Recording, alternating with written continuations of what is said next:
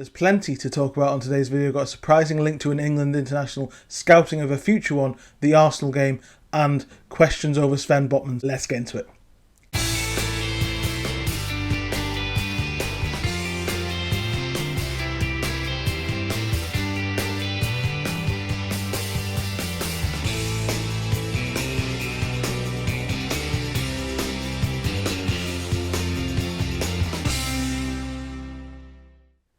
Hello and welcome back to my YouTube channel. Welcome back to another video. Thank you so much for all your support and particularly your viewership of the Q&A video from this week. I really enjoyed doing that, longer form, over 1,000 views and nearly 20 more subscribers as well, closing in on 900 now, which is such an honour for me because I really want to get to 1,000 by the end of the season. It's really reinvigorated that, and I know everyone appreciates all the transfer talk, so thanks so much for joining me on that video this week. If you haven't already, please do like, share and subscribers. That proves the support is so valuable. It really helps push the channel, bring in new viewers, make it bigger, and makes my life easier to make more content and talk about the things that you want to talk about. And as I said, 15 questions was not what I expected off the back of a few hours that I gave you to get them in. So many topics covered as well. I'm really pleased with it. So if you haven't already, please go and check out the Q&A video from this week. I'll put a link in the description as well. And we'll get straight into it. I'm going to start with a strange rumour that occurred, I think, yesterday morning on The Athletic that links Newcastle United with a move for Jack Grealish on loan this summer from Manchester City.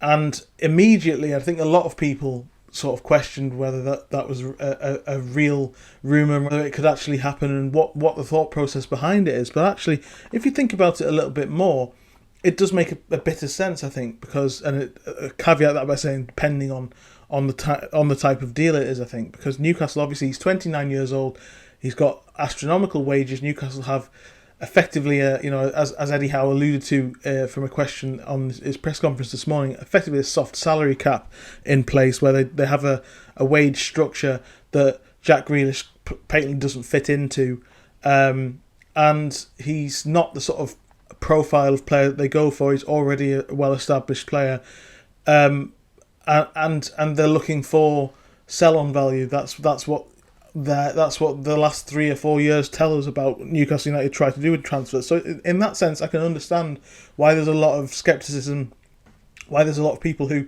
think it patently won't happen.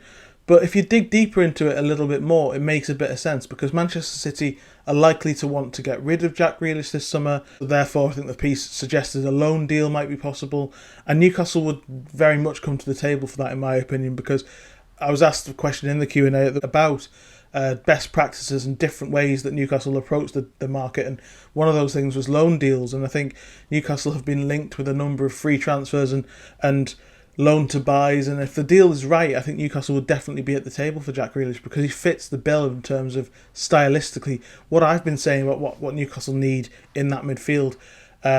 Lots of people now think of Jack Grealish as a sort of robotic left midfielder who's been a little bit nullified at Manchester City by Pep Guardiola's tactics, and they forget what kind of free-flowing attacking midfielder he developed into at Aston Villa. And the irony of that situation, that was what made Manchester City decide to spend £100 million on him, and then they haven't allowed him to play in the way that plays into his strengths. If you go back to Euros 2020 in 2021, obviously there was a huge clamour for Grealish to start games to give England more of a threat in central areas, and more of a game-changing ability to dribble and create space and open up doors. Gareth Southgate chose to use him as a substitute to unlock doors, and often didn't do that enough, in my opinion. But the point is that he's a player that can create something out of nothing at his very best, and can do something in, crucially, the area of the pitch where there is a space for that in Newcastle's midfield. The left 8, high up the pitch, can play in a number 10 if you want to change the system, can also play on the left as well if need be, but he suits that type of player. I mentioned Morgan Gibbs-White and James Maddison as other examples of that player, who aren't going to join Newcastle this summer because of, as I say, Maddison they missed out on a couple of years ago from Spurs. Gibbs-White is either going to stay at Nottingham Forest or more, or possibly even join Manchester City, but is not likely to be in Newcastle's price range in terms of, because that money's going to be spent elsewhere. If there's a deal to be done for Jack Grealish that doesn't require them to be spending 50-60 million on him, then I think that they would be open to that possibility because of what he brings, because his quality is so obvious.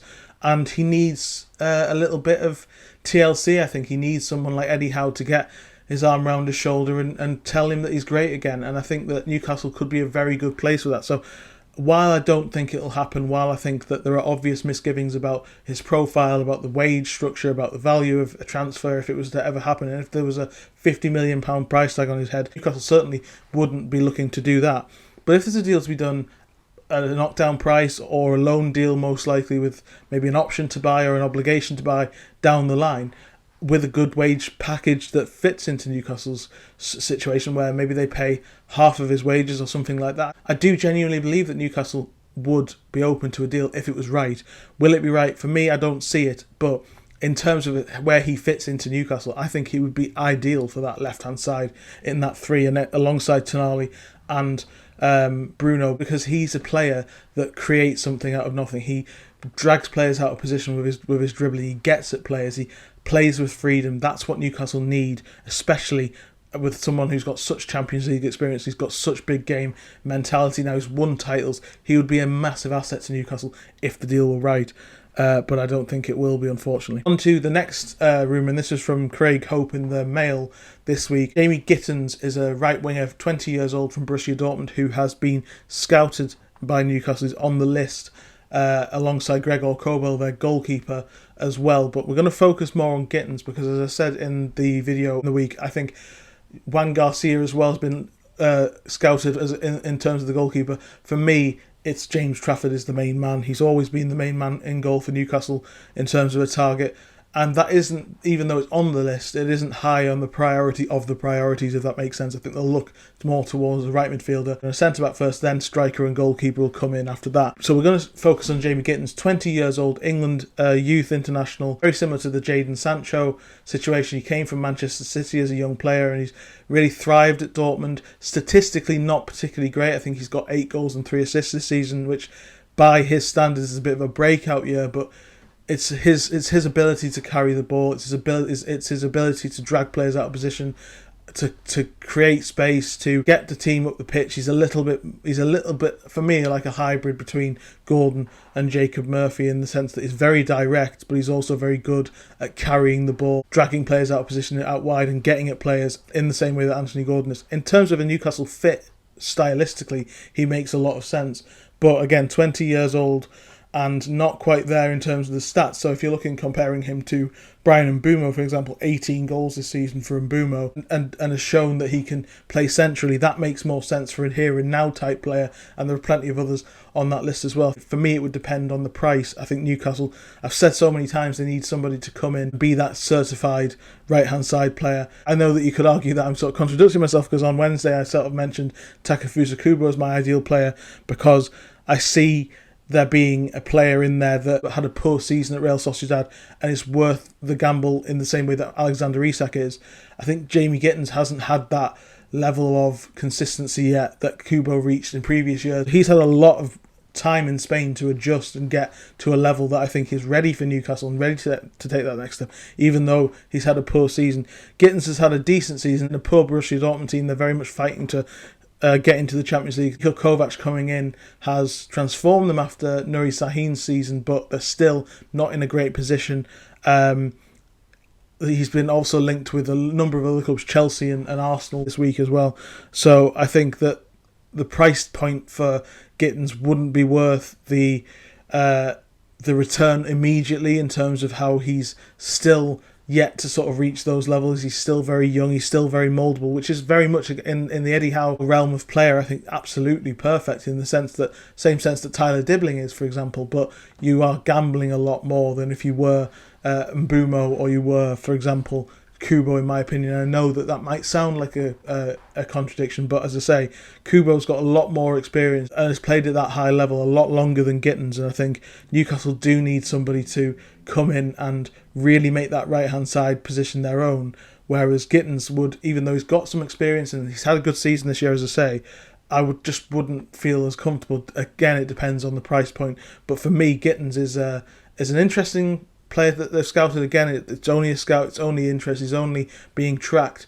There's plenty of names on that list, and we'll get through them all over the summer, and we'll see who they end up bringing in. But it'll be very interesting to see how far this Jamie Gittens stuff actually goes. So we'll move on a little bit more to look at the Arsenal game now. It's a massive, massive game. Second place in the league is very much up for grabs, which is quite astonishing if you think about it, considering where Newcastle were in November. I remember doing a video after the Brentford game at the start of December, and there was a short that I made out of it saying Newcastle are in decline and talking about how stale they are.